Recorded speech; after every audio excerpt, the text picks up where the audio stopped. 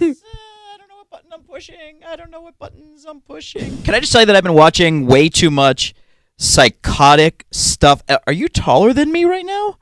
Like, I can't figure out if you're... for the books then. Look, I'm going to milk this as long as I can. Like, I can't figure out. And it's not that I have, like, an issue with that, with you being taller than me or anything. Are you sure about that? It's not like a deep-seated issue that I have or anything. Are you sure about that? I mean, it's okay. This is going to turn into therapy. So how do you feel?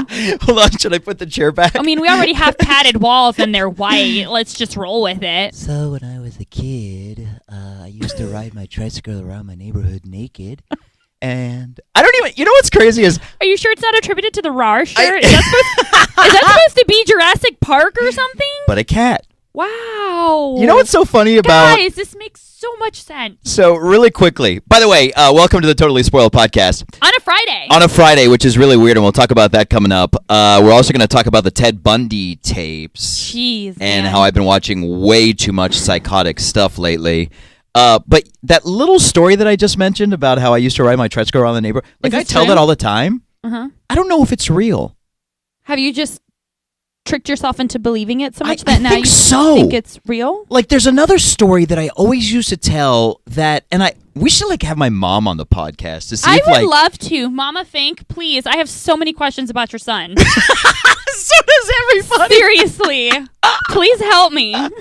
But what's so crazy is, like, I've got this story that I used to tell people that I would swallow a piece of paper that had the date on it because I thought I had a bird inside of me. Bird? Like tweet tweet? Like a tweet bird. And so I would swallow a piece of paper to let it know what...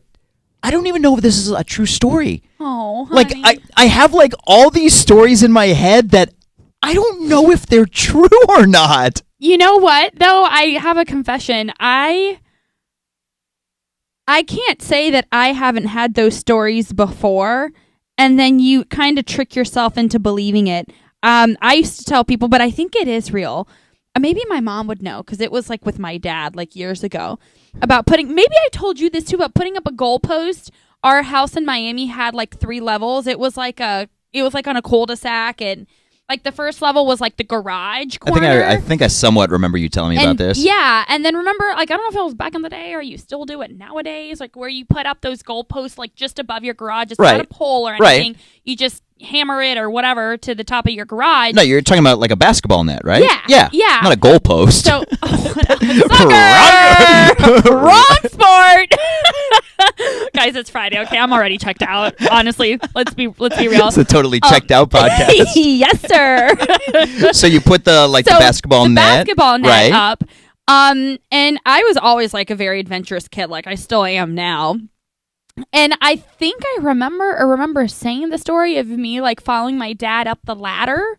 And falling off of it, right? And falling off of it. See, that was the story that I thought you were telling me about why you've got the scar. Yeah, there's this, but I also remember, like, I never really had a babysitter, but when my mom sometimes like had stuff to do or something, our next door neighbor in Miami used to take care of us because she actually ran like a big like daycare.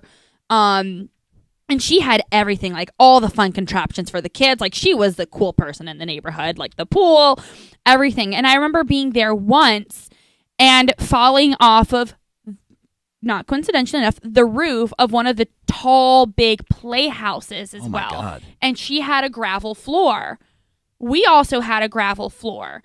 So I'm like, am I mixing the stories? Am I combining the stories? Is one false? Is one true? We should bring our moms. We should have our moms in and like ask them like all these like stories because like I don't tell me the truth. Like they're pointless stories. Like that's somewhat adventurous. Still. Like that's a good story, but like the stories that I used to tell people, like the paper and the tweet. I don't know why. Like did it work? I don't know. I mean, I'm sure the bird is still inside me. Explains a lot. Keep going. All right, let's do some spoiling.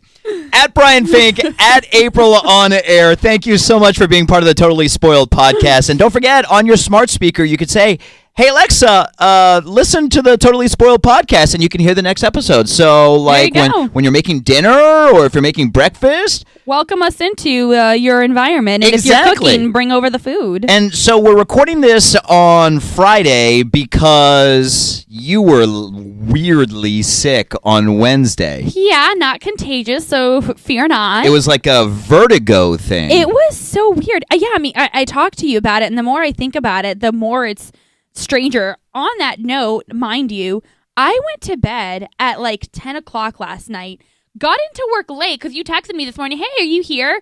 You know, I didn't get here till 10 o'clock this morning, and I usually don't do that. I passed out. I solidly got 12 hours of sleep. Whoa! I never do that. Like, if I get 5 to 6 hours, I'm golden. Like, that's perfect for me. To double that is so weird. So my body this whole week has been like, F you. Yeah, and I honestly think that's what it was that got you sick. I Was your don't body know. just saying, me? But yeah, clearly. You're number one. Yay! I honestly But, think that's what it yeah, was. like no flu-like cold, like where you feel groggy or very lethargic or anything. It was nausea mixed with like bad headache. maybe it was just tummy ache. migraine. I don't know. Maybe that's what Was it that was. intense? I didn't even think about that. Just with Dizzy? you say, yeah, no, Dizzy absolutely. numbness? You could absolutely. Yeah, all of that could be a I migraine. had some friends texting me, are you pregnant? I'm like, no, no. Maybe that's what it was. I mean, I'm not your doctor. I just but play one on a but- podcast. You're so good. You're so good. You saved me so much money. You're welcome. We could do like the Doctors on Demand, but you could be in your Oh office. my and God. I could be in my production room. practice. Yeah, absolutely. So before we get into spoiling the Ted Bundy tapes, I just want a reminder, Black Panther is back in theaters. And did you see how you can get Wait, what? tickets for free? Yeah, they're doing it in honor of Black History Month. And Wow. AMC has gotten together with Walt Disney, and for the first 7 days of February, you can go see it. I'm going to see it tonight for free. You can reserve your tickets. Yeah, and you can okay. see it, which is awesome. There are 250 AMC theaters across the country that are doing it. And you can reserve your tickets online, which I reserved for tonight. Does that mean West Shore? West Yeah, Shore's one that's of them, where I'm right? going tonight. Yeah, Really? yeah, we're going Thanks for 7 the o'clock. invite. Yeah, we're not really friends. Yeah, clearly. We play that too, right? On the podcast. Yeah. We're so good. You go to weticket.com/Black Panther or check out Walt Disney Company on Twitter. So wait, hold up. If I do want to go, because I'm like interested. I never saw it when it originally came out. I I'm didn't gonna see either. If I can maybe pull a friend of mine. Not tonight. Don't go in the same time as me. Oh, this would be fun. Now I'm going. like now sit like I'm going. 5 rows back and throw popcorn at me. You got it. You got it. Yeah, because I was curious to see it the first time it came out, but I don't know what happened. I didn't have the time or something, but I heard really good things about it. Really good things about it. So Yeah. do I have to reserve a ticket ahead of time? So I reserved the tickets You on just tell me Wednesday. this so I don't go but, throw popcorn at you. but there's a lot of time. There's a lot of times tonight completely booked up. You can't make it to West Shore Right. tonight at 7. It's completely booked up. Lies. Lies. But I think I'm they were- gullible, not that gullible. I think there were like 4 p.m. and 7 p.m. showings, and you reserve it online. It's kind of like the screenings that we do. Well, maybe like, I'll take an extended lunch break. No one will know. and go. Yeah. And you reserve the ticket, and then it tells you to get there early because they overbook them, just like we do at the screenings. Just like Get there airlines early. do. What? Exactly. I'm not Yeah, bitter. right. So, yeah, it's a great Okay. deal. So we're going tonight to West Shore. Okay. Ted Bundy tapes. So is this why you haven't been sleeping? I don't know what, because I clearly slept 12 hours. last night. Yeah, I don't know, but to date, like now, I still think of him and even his face and just him retelling his own stories. That in itself is creepy as all get out. Yeah, this I was... had my mom actually watch the last one with me, and she actually didn't know about Ted Bundy. And not funny actually at all.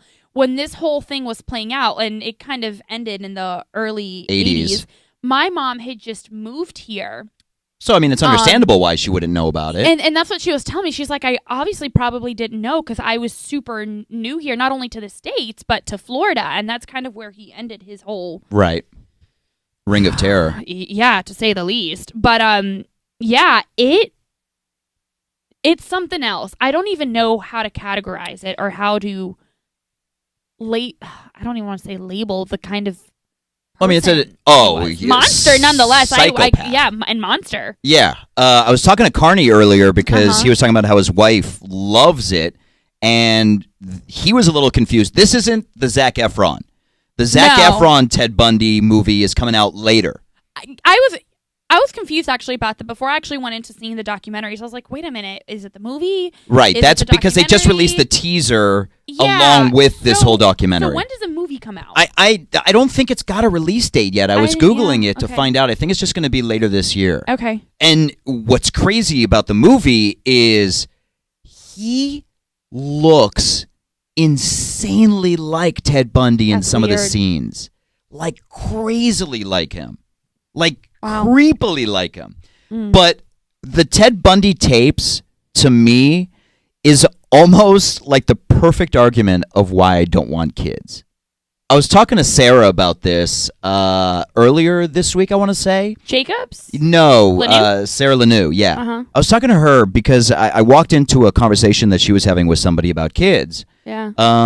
And we somehow got onto the topic of that. I think he's 21 years old that walked into the Sebring Bank and pretty much executed those people. And I said to her, could you imagine how his parents felt knowing that your son was a monster like that? Well, that's exactly what happened to, what was her name, Lorraine? The Ted Bundy's? Mom. But she was like, I can't believe this. I don't know if I believe that. And listen, I'm going out on my own on this, okay? I'm not saying this is fact. This is my opinion. Sure. The feeling that I got from her. Okay. And especially when we learned that the grandfather abused him, I got the feeling that she wasn't all there. Are you maybe talking about the courtroom scene where she was like, or later on where she was interviewed? Because when she got brought into the courtroom saying there's no way my son she said it all along. She was like, he was the perfect son. It's just a gut feeling that I have about her. So you think in general, like that family just had something off about them? Yes. Yeah. I mean, I wasn't 100% convinced by her statement either, but I didn't get an immediate, But I can see where you're pulling that from. Especially since he made up everything about his childhood. I mean, he was talking about how he was part of everything. He was part of sports. Everybody loved him. He had all these friends. And then they're talking to the friend going, that's not the case. Yeah. Like he had trouble making friends. He had trouble in school. So I really just get the feeling that his mom, and I'm not saying that she was involved in anything because that wasn't really touched on. Right. But especially knowing that they really didn't know who the dad was. Yeah. And that the grandfather abused him. I just feel so you think she was like just I don't know. Protecting him? Again, a gut feeling that she knew a little more than saying he was the perfect son. I feel like that's just her doing that to cover for him.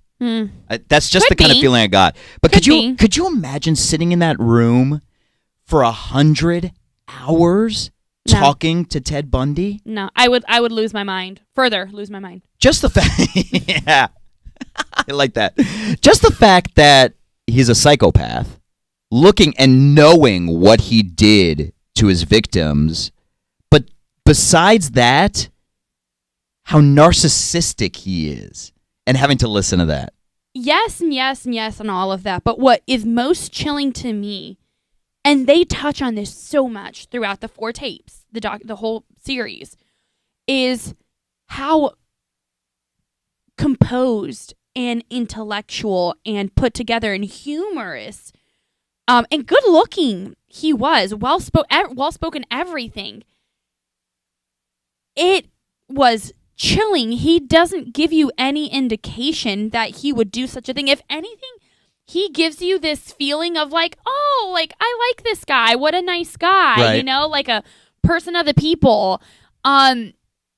Maybe as a young female myself, that just freaks me out because it's like, okay, who do you trust? Yeah.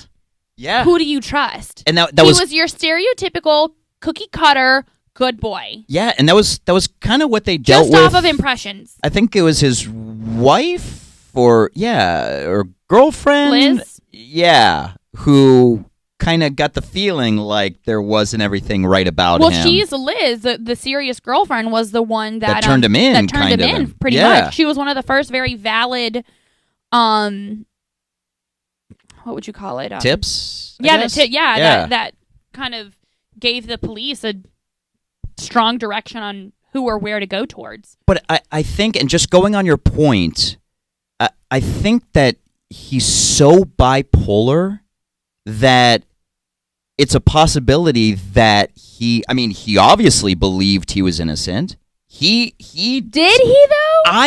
I think did he? I kept going back and forth with that. I couldn't decide. He kind of confessed. I say kind of because in a third person. Yeah, but oh my god! You know what that's like? That's like OJ. How Oh, they got OJ to talk about I it. didn't even think about that. But like OJ, wow, that's a OJ has good never comparison. admitted it except for Right. in the third person when he writes a book about how I would have done it, and that's how they So got Ted weird. Bundy to talk about it. So was weird. if you were this person, how would you have done it, or what would this person have done? You saw glimpses of that though when he was, am I saying it right? His own defendant or his own basically lawyer in court. It was astounding how he was interviewing one of the FSU police officers and was going so in depth about where was her hand? What did you see? Explain in detail. In excruciating detail what was wrong with the woman. Like the piercing, they said like the piercing of one of her like breasts. Like, oh my God. Literally, I heard that and I cringed. I like hugged myself. I was like, no. Like the detail he wanted this FSU police officer to go into almost out of pleasure for his own self. Not almost, it was. Oh my God. Like, and that's, so that kind of goes back to the argument of him actually knowing what he did, and he's getting pleasure off from of hearing reliving it. Yeah. Absolutely. And I think he even made that as a third person comment. He said that somebody would have definitely wanted to relive it and got satisfaction off of rehearing it. So I think that's an argument for absolutely he knew what he did. But in my mind, there was kind of, and they touched on it a lot, how there was a switch. Like I think they were talking about how his eyes like got black. Yeah. Oh yeah, like his crystal blue eyes. One of the detectives said that it was chilling because during interviews when he was really passionate or in sync, I don't remember what the exact words he used was about a subject, his eyes just went black. And that's what, like, can you picture that? That's what makes me think that there is a multiple personality or a bipolar kind of thing where he blacks out, and I'm not saying doesn't know what he's doing, but turns into this monster. Oh my God, it's just so, like, to me, it's so crazy that there are so many different types of mentalities. Like Laura was on my Facebook, and she said it perfectly when she said that a lot of people have a lot of bad things happen to them, but most people just deal with it. They don't go out and kill people. And seek vengeance. Exactly. But that was one of Bundy's catalysts, was getting revenge on his first serious girlfriend that broke up with him. Yeah. And that was kind of like the boom, like that. From there, like the Kickstarter. Like just the thought that there are people like that is, and it goes back to your point of him looking so normal. That's what's so crazy. Cookie cutter good guy. And chilling. Rudy, who's a friend of mine, he was actually a cop in Ybor. He was talking about how it's weird that people give Bundy so much notoriety. He's like, listen, over 30 years, I've dealt with hundreds of people like this, being a police officer. And he's like, that's just in Tampa. So you could just imagine what it's like. And he said that he thinks it's the media. But to that extent, someone that, I mean, I'd love to pick Rudy's brain and maybe I wouldn't. I'd probably freak myself out and move to like the Antarctica or something. I wouldn't want to know. Yeah. But to know that there's that many people to that same caliber, I find it hard to believe. To this man's caliber, what he did. Right. And I think that's what it was. I don't think it's the media trumping this up and making it bigger than it is. I think it was just the fact that Bundy was like the first serial killer. He was the first murderer that was coined serial killer. And at the time, there weren't a lot of people doing this. No. Like, this was kind of the first adventure into serial killer mode.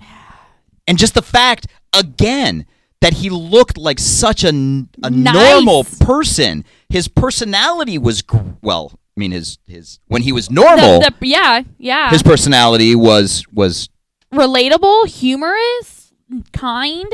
But he was such a sociopath. It's crazy. Not to jump the gun too much, but I know we're getting, delving into kind of the whole documentary of it. It's crazy, like how even the times when he was in jail, like his logic of escaping the second time was, I don't know if fascinating is the right word, but he got himself so freaking thin to go through the roof. Go through that little square in the roof. I'd love to know the dimensions on that. I really would. It's the little things, guys. How he got through that, to know exactly where the placement even was throughout the prison of how to break into one of the custodians' living quarters. Living quarters. And I don't know if he did. To get clothes and freaking walk out of that place like nothing. But who knows? I mean, I guess he had to know, but who knows if he just went up in there and just dealt with it, whatever it was going to be. Got lucky? Yeah, and got lucky. Who knows? Who knows? But yeah,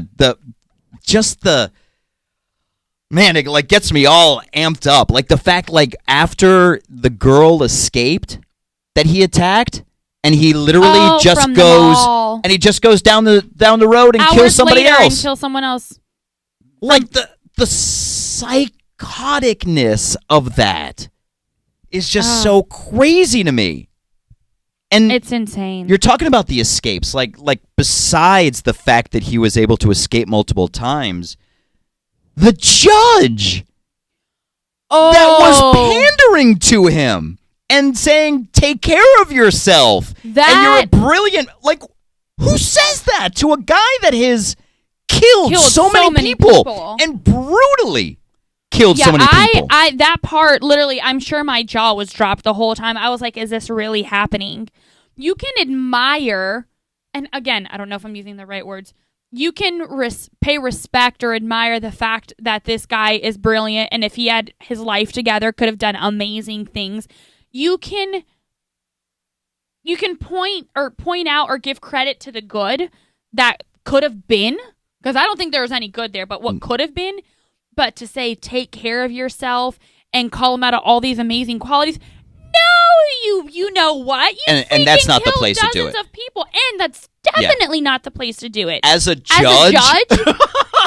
That is not the place to do it. I do not want you representing me. Oh my God. Or having to be responsible for any of my that is good or maldoings. I mean, how disrespectful beyond everything else to all the families. Oh and my all the God. Victims. He I would have had his head. Like, I'm watching this going, no. What is happening right? And like, you don't think it's real life. Like, how is that real life? Those are real footage, like real clips. Like, how is that even real life? And I mean, that bothered me. Something else that bothered me was the fact that he had a kid. Oh, I totally was going to touch on that. Yeah, that whole last part of the documentary where, what was her name? Carol, I think. To be honest, it wasn't important with me to remember the real people's names around it. Me, yeah. Just because I don't want to like stay on this a lot because it freaks the hell out of me. Like, I've told you that I used to bike at 5 o'clock in the morning. I remember. Until I started watching stuff like this, and I'm like, nope. I'm good. So I like to just watch these documentaries and not really learn people's names. But yes, the woman that was his cheerleader. Yeah, I think it was like unhealthy infatuation with him, but they had history, right? They'd known each other Yeah. for a while. Regardless, did she get locked up too? I don't know afterwards. Because, well, it talked about it because this is like a little graphic, but yeah, where she was talking about like this one guard or police officer that was really chill or nice and just let them have sex. Yeah. Yeah, no, she wasn't locked up. She was visiting him at that point. She never was. I can't answer that, but at that point, it was like a conjugal visit. I couldn't remember. She wasn't locked up at that point. Okay. Because even if she was locked up, there'd be no way because male and female prisoners. Opposite. Yeah, exactly. So that wouldn't have happened.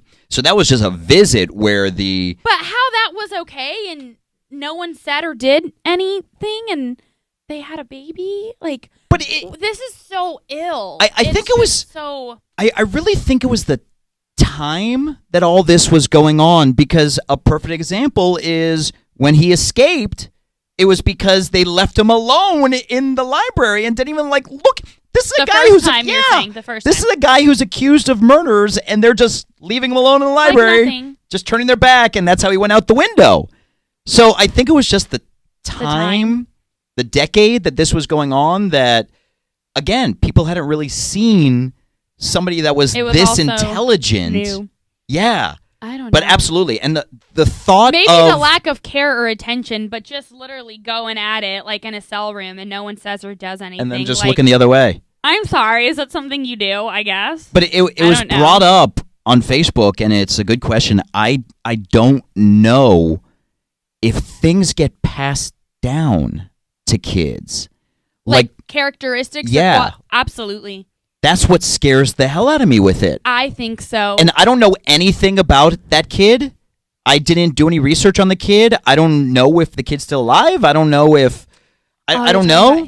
Yeah, Ted Bundy's kid. I don't know. But just the thought of him passing any kind of genes onto somebody else. And I'll say this much. That is a thing, and it exists, but that doesn't mean that just because your father was a serial killer that you're going to have these evil genes or whatnot, and sometimes vice versa, like Ted Bundy, maybe his dad and mom, like let's just hypothetically, say were great people, people of the community, society, like, do-goods or good doers. And it was just a flip of a switch with him, I don't know.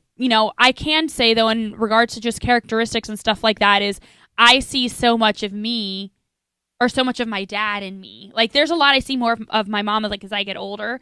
And, and even family friends that I've known from years ago that I haven't seen in years. They're like, oh my God, you're Tom. Yeah. You're Tom. You're your dad. I mean, I see my dad in me. And not just physically, but mannerisms, how I articulate, how I do certain things. Like, you're Tom. I was having dinner with my dad. And I'm like, oh my God, wow. I think it was my dad and my stepmom at the time. And my dad was telling these horrible jokes. And I'm sitting there at the dinner table going, oh my God, that's me. Oh my God, I get my sense of humor from my dad. So you kind of look at Ted Bundy's kid, and not only does that kid have Ted Bundy, but the mom wasn't all there either. Yeah. So you never kind of get worried about that kid. I'd love to do some research on Ted Bundy's kid. No, that would be interesting. And secondly, I'll say this much: as great as I think the documentaries were, I would have loved to see them delve more into the psyche of Ted Bundy. They went from literally having him go in and out of jail from escaping to, the tragedies he was causing, the murders, to that whole long period where he was in trial and in court and he was being his own attorney, which goes on to how they were explaining how, what was the word they used? That he was not sane, that he was stable. What word did they kept using some word, basically defending that he was able to defend himself. Right. So because of that, they never went into psychological analysis. And then it basically just spiraled from there, where it was after enough incidences and cases, and when they took the bite markings of him, and there was more evidence that he was guilty. It basically went into death row, and from death row into the electric chair. There wasn't much of a period where they really were able to delve into his psyche. I kind of feel like they did get into his psyche and about how he's narcissistic, how he's a sociopath. But those are all like examinations they did from just interactions with him and speaking with him, like actually doing tests. But maybe I don't know if that was a thing. Yeah, back I don't know. 80s. I don't know if that was a thing. I don't then. know, because now it's like mental health is such a big thing in our society. That 30 years ago, I don't know what that case was, how the analysis process was, but I would have loved to know more. There were no definitive diagnostics of this is what he had and and this is why he, but again, maybe that wasn't a thing back in the 80s. But we could also see somewhat of his psyche by how he would react to things. Absolutely. And he would explain it. Like how you could see like how angry he would get at certain things and how like stuff would just like tick him off. And sensitive in his triggers, which is such a great point, because he, for the most part, was so calm and cool and funny and level. But if you remember when they brought him to, what was it? It was one of the investigators or something. When they took the bite. When they were like, let's go for a ride. And he was probably like, woo, like little break. Little did he know he was going to be greeted by, few men in white coats. And have him sit down and, And it pissed him off. Oh, it freaked him out. Furthermore, pissed him off, but he kind of lost it. Yeah. And it was kind of, I think one of the most interesting. And the electric chair, too. That's when he started confessing. It was like those triggers. I think one of the most interesting moments of the entire documentary was, and this was such a crazy moment, when the sheriff brought him out to read the charges against him in front of the news. Oh. And, like, this is a guy who's accused of murders of, like, all these people. And he's just, like, walking around while the sheriff is reading this off. And he's like, can I talk to the news now? They're not giving me a chance to plead my... I'm like, this guy. Just seeing his mannerisms and how angry he was getting that this sheriff was getting the opportunity to one-up him. Mm-hmm.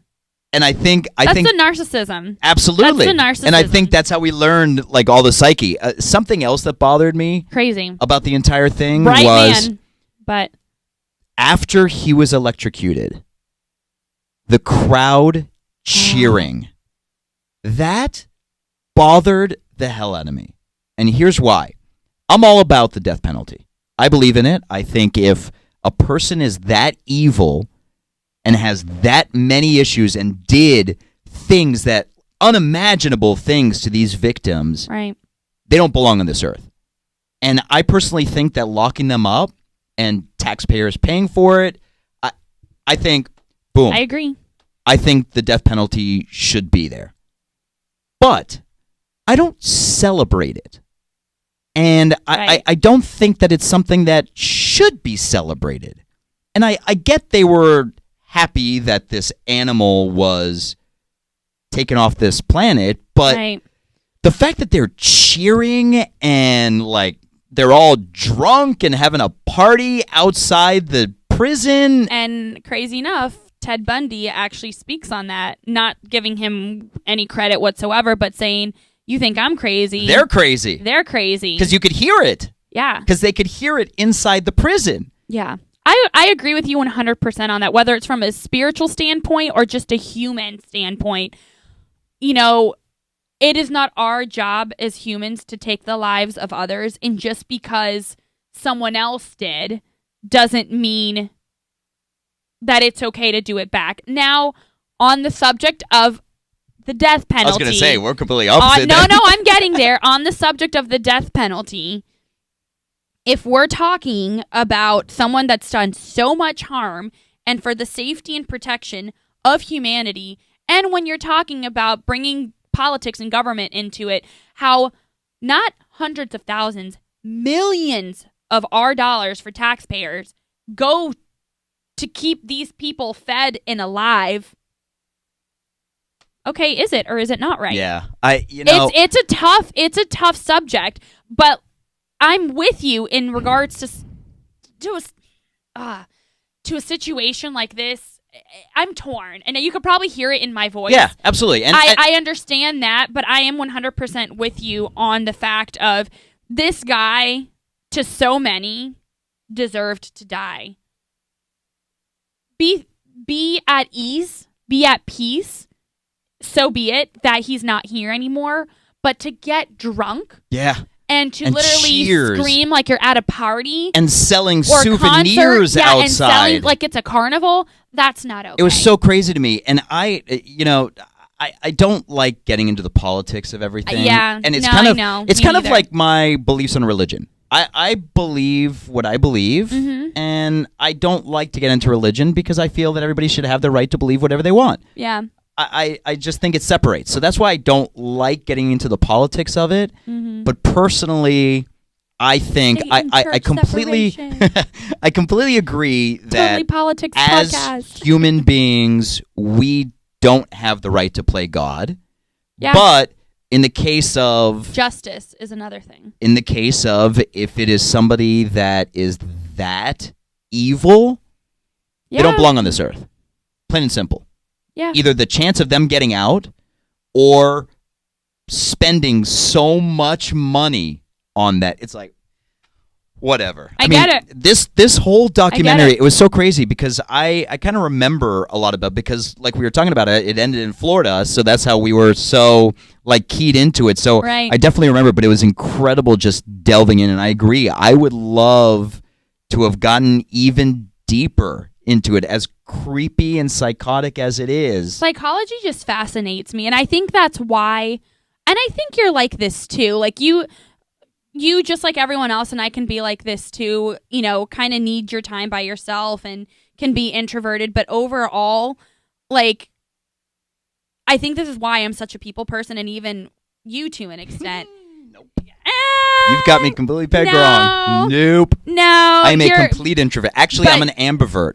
What? An ambivert. It's That's a thing. yeah. It's No, that's- it's being introverted, but being extroverted when you need to be. That's okay. Well, that's probably well said. Because I say when you're with people, you're great with Right. people. Absolutely. So, but even with that said, whether you're an ambivert or an extrovert, like both of us, I think that's why I'm so fascinated by people. Psychology, whether the study of it or analyzing people or things, like you can learn so much, not only about other things or people, but yourself. And whether you're someone like Ted Bundy or, I don't know, your average Joe Schmo, like, it's interesting how one person, and it doesn't necessarily mean having multiple personalities, one person can have so many different sides to themselves. And Or to who they are, better off said. I think It's fascinating to I me. think And they're that all comment, them. right? I think that comment was made that some people wish he would have donated his brain to science or let them kind of research it, and that's almost why I wish he would have owned up to it and went into detail about Yeah. what his thinking was and his process was. It was crazy how he ended up helping the FBI on other serial killers. Well, for a moment, I was like, is he manipulating them? No, Or is he literally trying to help understand the mind of a serial but killer? again, I think that goes into I was more like, narcissism about him. about how powerful he was Yeah. and how useful and helpful he could be. Exactly. Such a mind, you know what? So hopefully, Wow.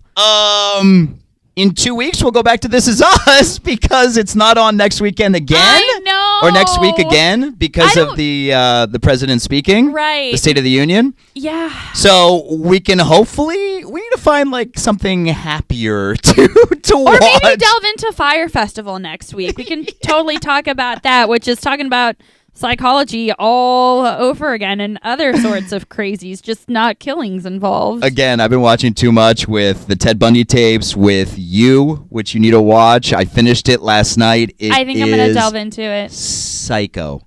But we'll find something a little more normal to talk about next week. A little bit Brian more comforting. Fink, at April on Yeah. air. Thank you so much for being part of the Totally Spoiled podcast.